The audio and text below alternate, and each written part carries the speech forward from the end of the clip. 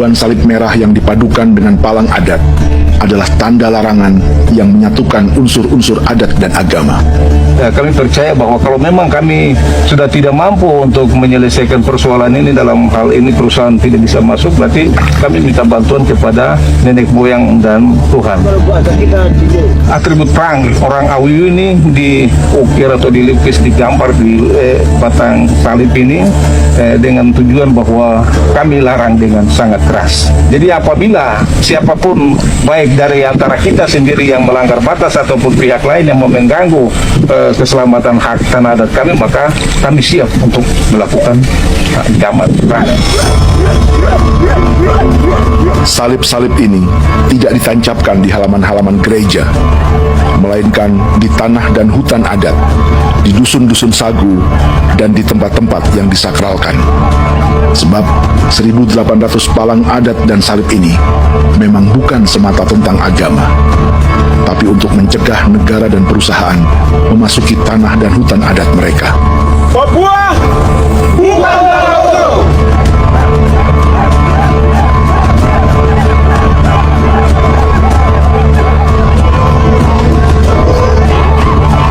Di zaman TikTok ini, kami ingin menceritakan semua ini lewat film yang pendek.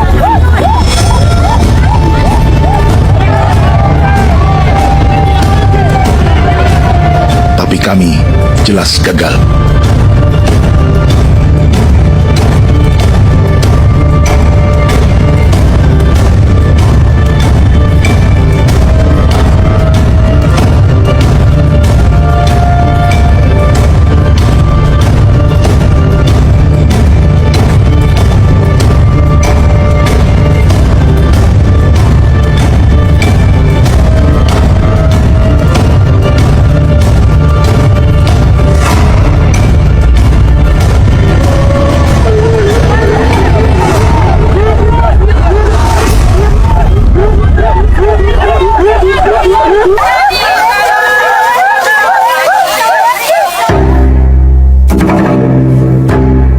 Planet ini ada 5 pemilik hutan hujan tropis terluas yang tersisa. Kongo di Afrika, Brazil, Peru, Bolivia, dan Indonesia.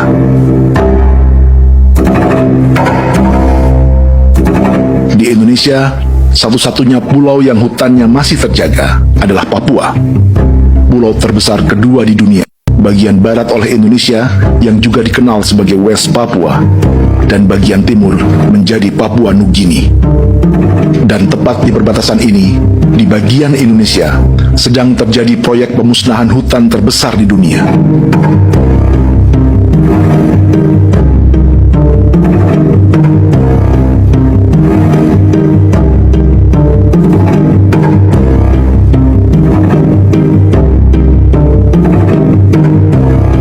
Pemerintah Indonesia sedang membuka lebih dari 2,5 juta hektar hutan untuk sawit, tebu, padi, dan peternakan.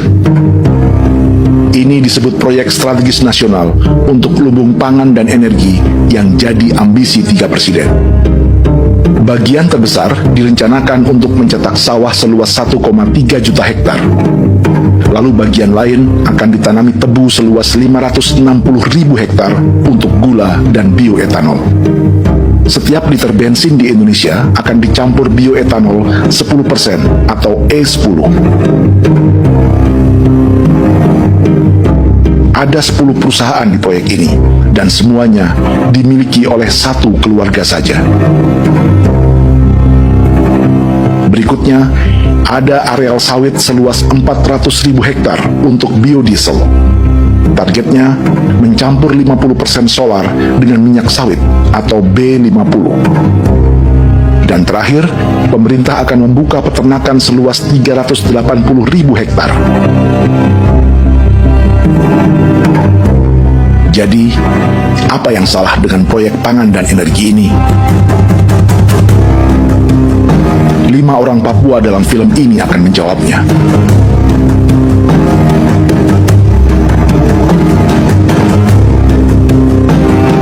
Yang pertama adalah Yasinta Moiwen dari suku Marin.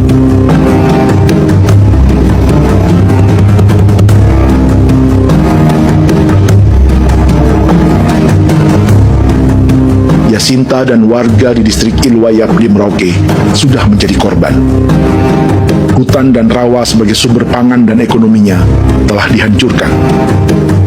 Jalan sepanjang 135 km sedang dibuat, dan di kiri kanannya akan dicetak 1 juta hektar sawah. Mereka sulit menolak atau melawan. Salib sudah digeser, masih datang lagi dengan senjata nih mereka nih. Karena proyek ini juga dijaga tentara.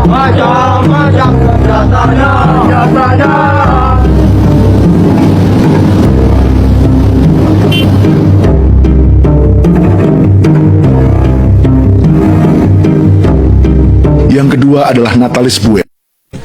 Petani milenial ini merasa ditelantarkan. Sebab setelah hutannya diubah menjadi sawah, sebagian sawah-sawah ini tak tergarap. Orang asli Papua seperti Natalis tak punya modal untuk benih, pupuk, perawatan, hingga ongkos panen.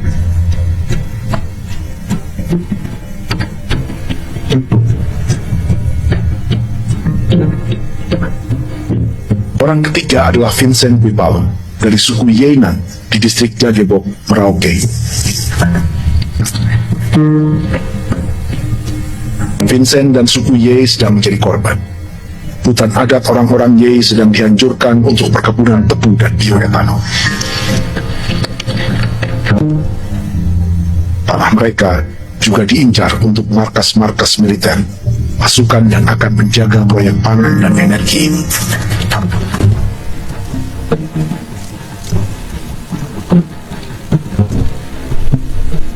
Yang keempat adalah Frankie Woro dari suku Auyu di distrik Fofi, Kabupaten Bovendigul.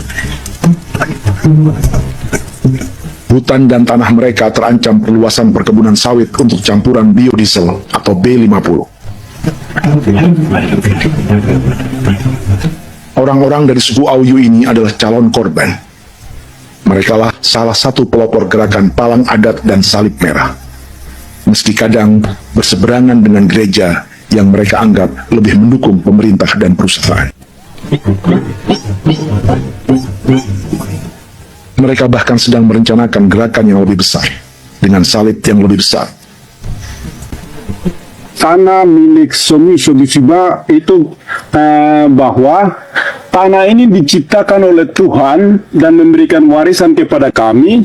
Kami ini hanya hak jaga.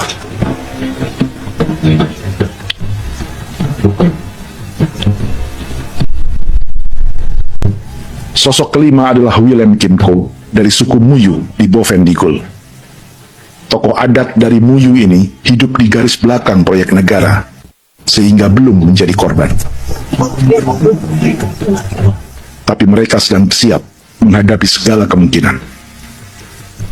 Tinggal di belantara dan perbatasan membuat sebagian mereka tak punya status kewarganegaraan. Tapi mereka telah hidup jauh sebelum ada Indonesia atau Papua Nugini.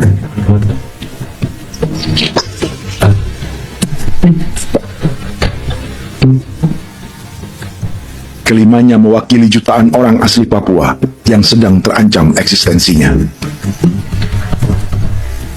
Jika kita merasa kepunahan peradaban Neanderthal di Eropa adalah sejarah masa lalu, film ini menceritakan bagaimana pemusnahan sebuah bangsa dan kepunahan sebuah peradaban sedang terjadi di masa hidup kita. Kepunahan bukan karena kerusakan lingkungan dan ruang hidup semata, juga karena dihantam 60 tahun operasi militer.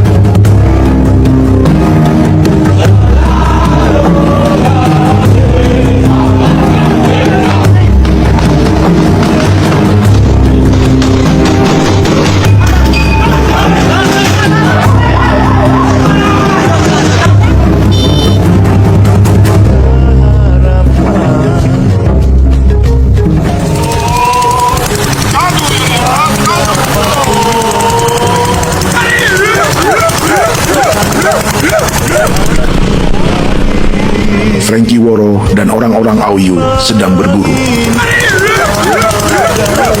Tapi lokasi perburuan mereka mulai dikuasai perusahaan perkebunan sawit.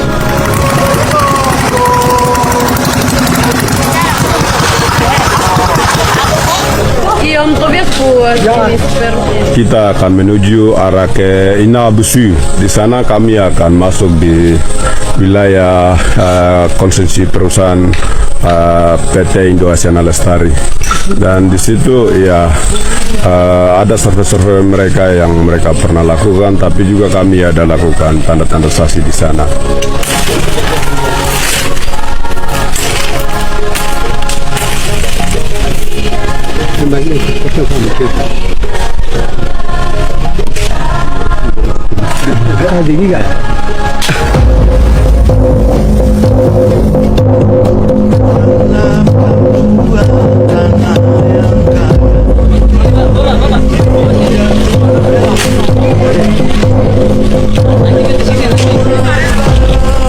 Dapat dengan yang induknya, tapi karena induknya dia lari dong terlambat kerja, akhirnya yang bisa kita dapat dia punya anak ini saja.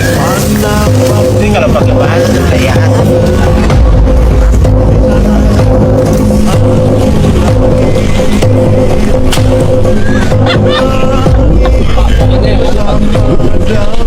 Pohon ini pohon bitanggur, dia punya kayu ini kita biasa gunakan untuk kerja perahu, dan juga kulit depu getanya itu kita pakai untuk kerja ini panah-panah ini, lem, jadikan lem ini panah-panah. Hutan ini adalah supermarket bagi suku Auyu, juga lumbung pangan atau bank untuk menyimpan deposito kekayaan alam, situs budaya, dan tempat-tempat sakral. Inilah yang sedang mereka pertahankan dari incaran pemerintah dan perusahaan. Untuk semua alasan ini, mereka menancapkan ribuan salib merah.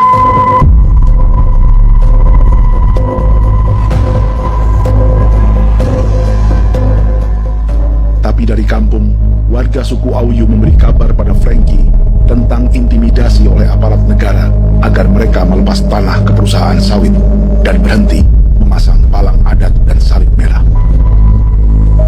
Ada beberapa titik yang saya sudah siap, tetapi di sini emergensi dari saya, terutama di kampung Sokangon, PT Damai Timber. Dia mengganggu saya dengan menggunakan kekerasan maupun pihak hukum. Dan kemarin saya ada pernyataan penolakan secara resmi, tapi masih tetap dengan menggunakan pihak hukum untuk masuk, untuk harus dituntut saya untuk harus diterima perusahaan itu. Kita di situ ada 15 marga, tetapi 15 marga juga tidak setuju. Marga-marga siapa yang terima dan marga-marga mana saja yang menolak. Nanti kita lihat dari pertimbangan itu, dan di situ dan kita undang mereka untuk bicara dengan kami. Sebagai sosok yang aktif dalam gerakan, warga Auyu terus memberi informasi lapangan kepada Frankie yang tak selalu berada di kampungnya.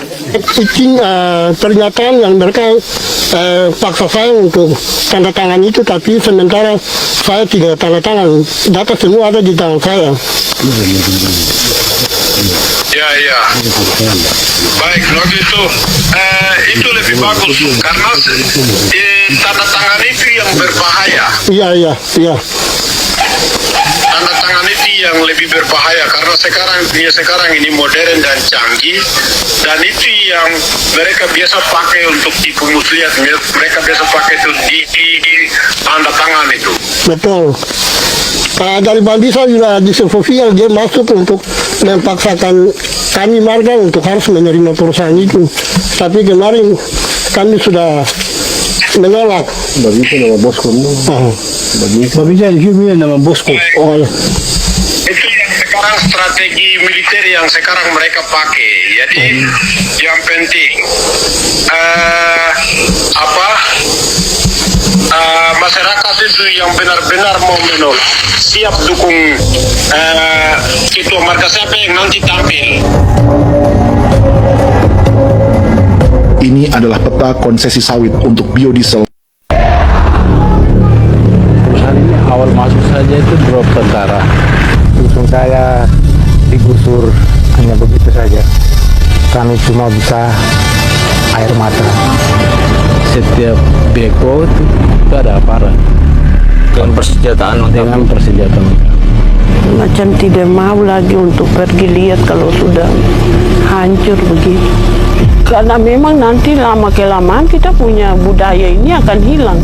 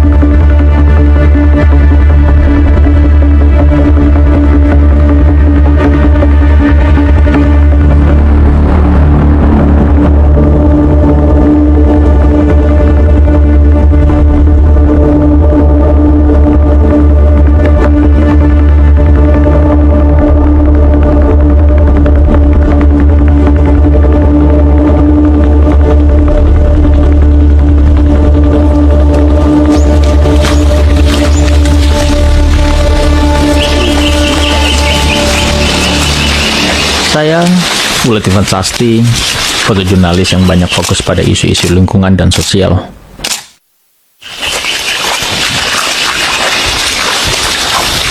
Saya lahir dan besar di Manokwari, tanah Papua.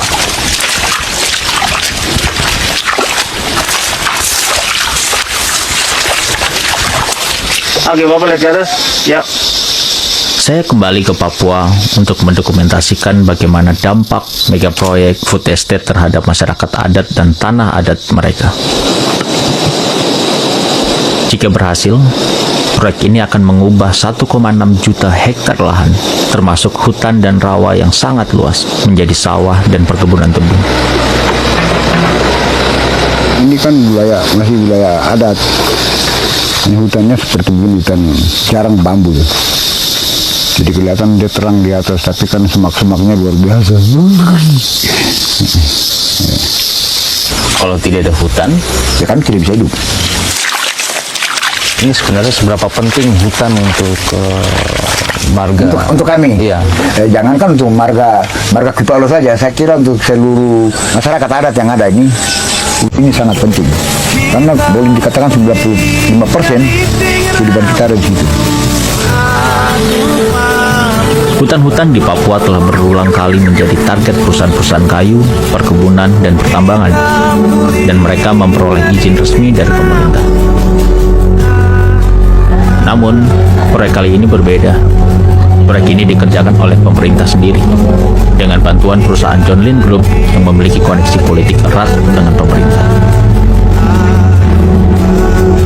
Masyarakat mengatakan bahwa mereka tidak diberi ruang untuk menolak proyek ini. Tentara juga menegaskan kepada mereka bahwa proyek ini tidak bisa dihentikan. Nggak tahu di mana posisi dia. Ya dari yang pesisir ini ya. Pesisir ini nih Pak ya. Jadi kali ini milik kami semua dari marga Moyuen, suku Ako. Dan habis. Jadi wilayah ini sangat luas yang digusur oleh PT John Lynn Group. Dengan rasa sedih yang begitu mendalam, kami kehilangan hutan, kehilangan tanah.